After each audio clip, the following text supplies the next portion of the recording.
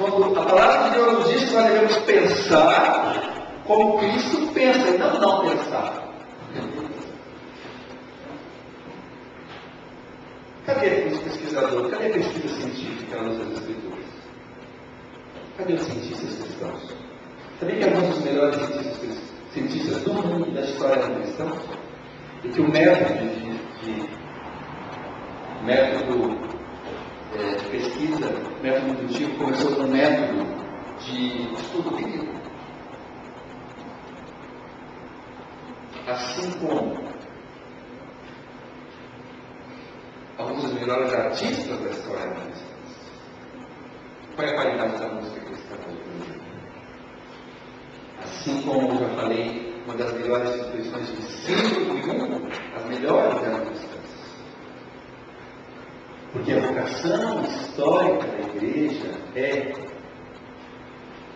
servir e transformar, ministrar a sociedade, mexer com todos os aspectos da vida. Por quê? Porque o cristianismo é um sistema total de vida e pensamento. O cristianismo é uma visão de vida. Estão entendendo?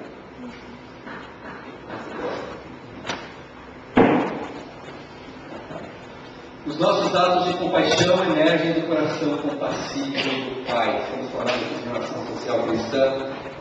Vou falar hoje à tarde para os voluntários que toda ação de intervenção genuinamente cristã deve refletir quem Deus é, deve revelar o caráter de Deus.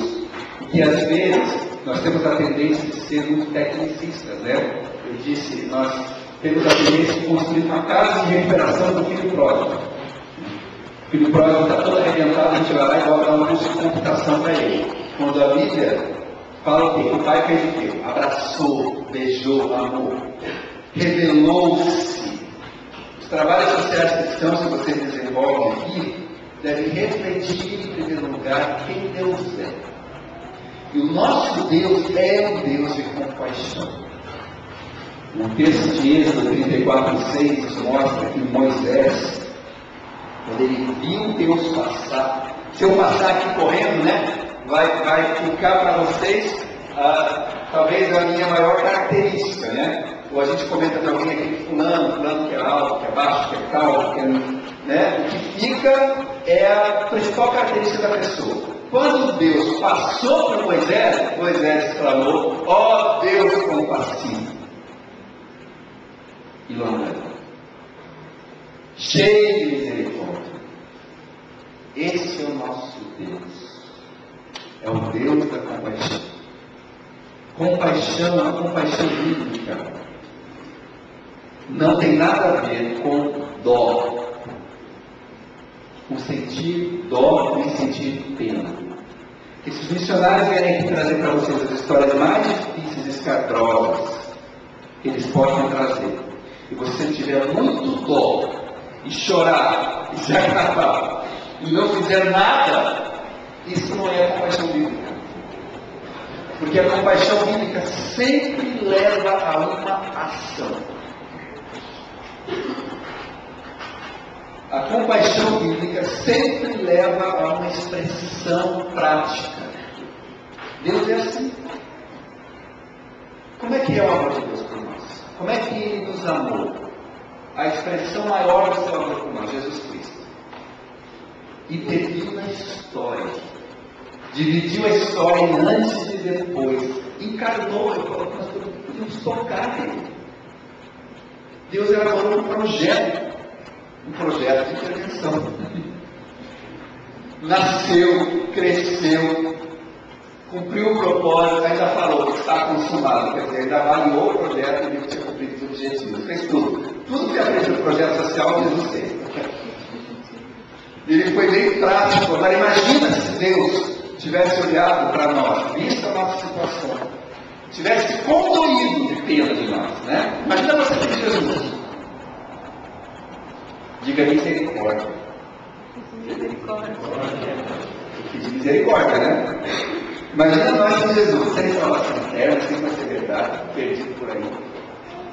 Se Deus tivesse olhado para nós, tivesse condoído, né, de pena, não tivesse feito nada.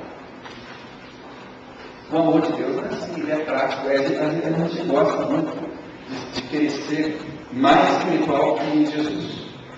Mais espiritual que Deus. A gente teoriza muito. Deus é bem prático, né? Elaborou um projeto, lá, fez, consumou, avaliou, beleza. A gente às vezes acha que fazer as coisas, fazer os projetos, ir lá, arregaçar, não é tão espiritual assim.